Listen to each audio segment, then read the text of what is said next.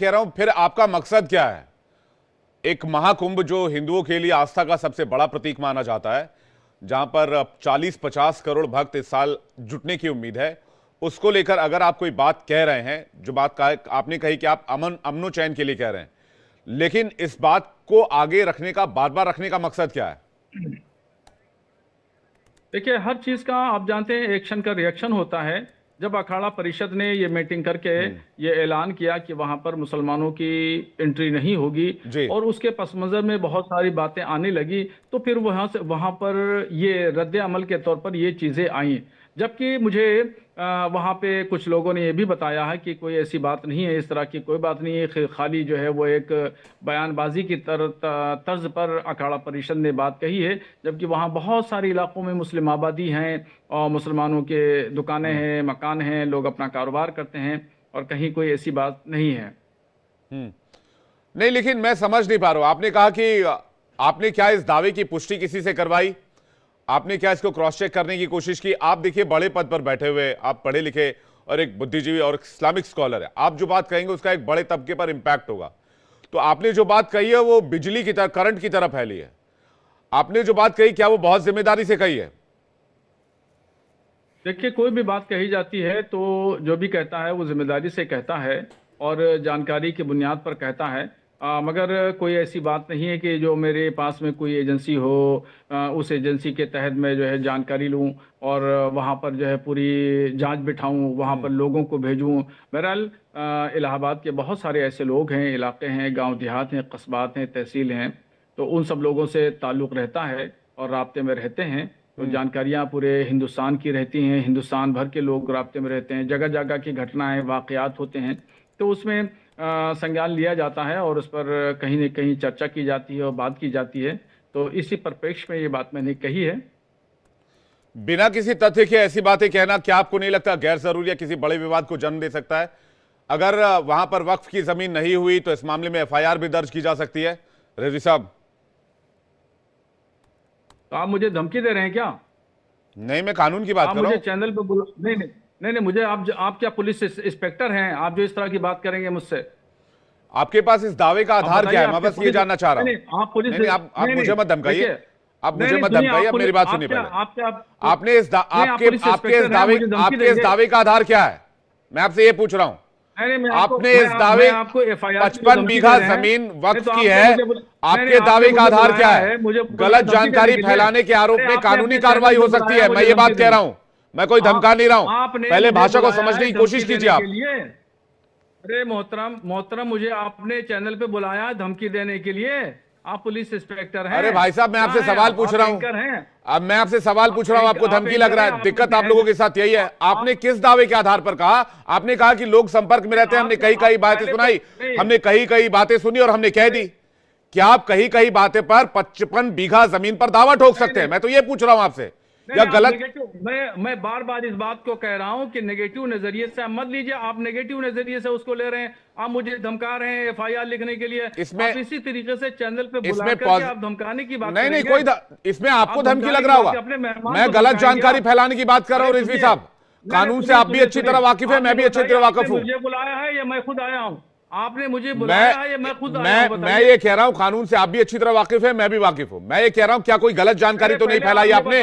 कि मुझे आपने बुलाया है, मैं अरे भाई साहब, कोई गलत जानकारी तो नहीं फैलाई? किसी तथ्य के आधार? आप ये बताइए। आप मेरे मेहमान हैं, बिल्कुल मेरे मेहमान हैं, बिल्कुल आप मेरे मेहमान हैं। मैं मानता हूं आप मेरे मेहमान हैं, आप मेरे मेहमान हैं, लेकिन आपने जो जानकारी फैलाई है, क्या वो तथ्य के आधार पर है? मैं डिबेट चलने नहीं दूंगा आगे, और आपके जो मालिकान है मैं उनसे शिकायत करूंगा। नहीं कीजिए, अरे कोई बात नहीं, आप कीजिए शिकायत, मैंने कोई गलत बात नहीं कही है। आप मुझे मत धमकाइए कि मेरे मालिकान से आप शिकायत करेंगे और इधर उधर शिकायत करेंगे। अब आप हमें धमकी दे रहे हैं। अब आप हमें धमकी दे रहे हैं। अब आप जर्नलिस्ट को धमकी दे रहे हैं। आप पत्रकार को धमकी दे रहे हैं। खुद आया हूं। आप पत्रकार को धमकी दे रहे हैं। कि मैं बुलाया हुआ मेहमान हूं।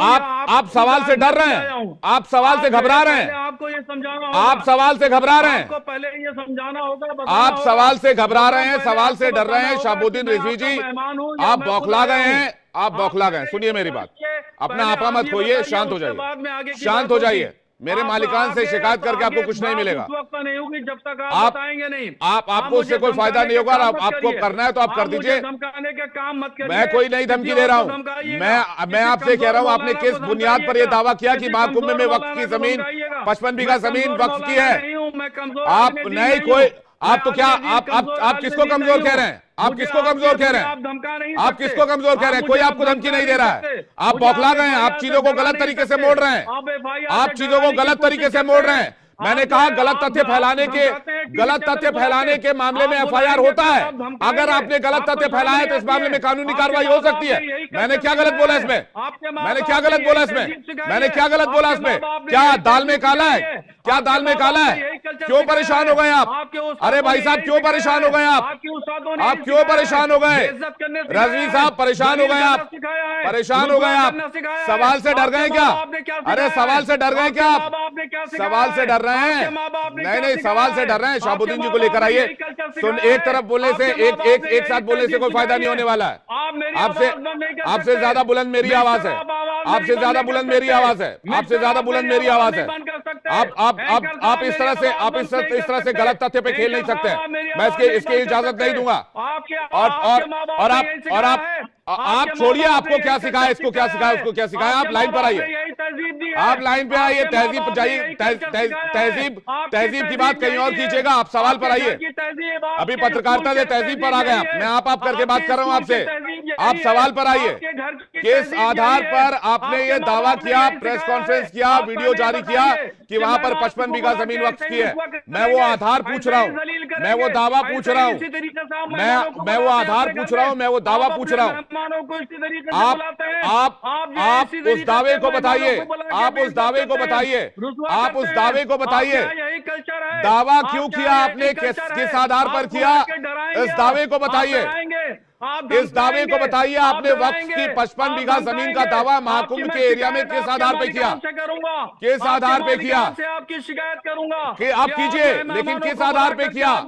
किस आधार पे किया? धमकाइए मत आप मुझे धमकाइए मत। आप मुझे धमकाइए मत। मैंने धमकी देने वाले आप जैसे बहुत मौलाना देखे हैं। मुझे धमकियों से डर नहीं लगता। धमकी मत दीजिए आप मुझे। धमकी मत दीजिए आप मुझे। धमकी मत दीजिए आप मुझे। धमकी मत दीजिए। मैं आपको वार्निंग दे रहा हूं। धमकी मत दिया कीजिए। धमकी देना बंद कीजिए पत्रकारों को। महाकुंभ की 55 बीघा जमीन की दावे का आधार क्या है मुझे बता दीजिए। मैं आपको छोड़ दूंगा। मैं आपको सवाल पूछना भी छोड़ दूंगा। आप तहजीब छोड़िए। आप इस सवाल का जवाब दीजिए। आप चिल्लाते रहिए, इससे कोई फायदा नहीं होगा। 55 बीघा जमीन वक्फ की है। आपने पक्षकारी की। आपके पास दावा क्या है? शिक्षा प्राप्त की। दावा क्या है? स्कूल में महाकुंभ में दावा क्या है? महाकुंभ में 55 बीघा जमीन वक्फ की है। आपने जो बात कही उसका दावा क्या है? आप जो है धमकी नहीं, उसका दावा क्या है? आप धमकी नहीं, उसका पुख्ता, उसके पीछे पुख्ता तथ्य क्या है? उसके एविडेंसेस क्या है? उसके पेपर्स क्या है आपके पास? आप धमकी देने की कोशिश मत करिए। धमकाइए मत। शिकायत की धमकी किसी और पत्रकार को दीजिएगा, मुझे मत दीजिए। ठीक है? नहीं है। आप शिकायत की धमकी किसी और पत्रकार को दीजिएगा। ठीक है? आप एंकर की हैसियत से अरे रहने दीजिए। आप धमकी किसी और को दीजिएगा। मैं जा रहा हूं सैयद जवाद के पास। सैयद जवाद के पास जा रहा हूं। आपने एक सवाल का जवाब नहीं दिया अभी तक और धमका रहे हैं शिकायत के। किसी और को धमकाइएगा। ठीक है? यहाँ सब नहीं चलता है। मेरे डिबेट शो में ये सब नहीं चलता है। सैयद जवाद जी, सैयद जवाद की स्क्रीन पे लीजिए। सैयद जवाद बोलता रहूंगा, कोई फायदा नहीं होगा। सैयद जवाद जी, क्यों इस तरह के विवादों को जन्म देने की आवश्यकता है? और जब मैं पूछ रहा हूं कि आपके दावे का आधार क्या है तो कह रहे हैं नफरत फैला रहे हैं, ये कह रहे हैं, वो कह रहे हैं, धमकी दे रहे हैं। क्या गलत जानकारी फैलाने के मामले में कानूनी कार्रवाई नहीं होती इस देश में? ये कोई धमकी है क्या?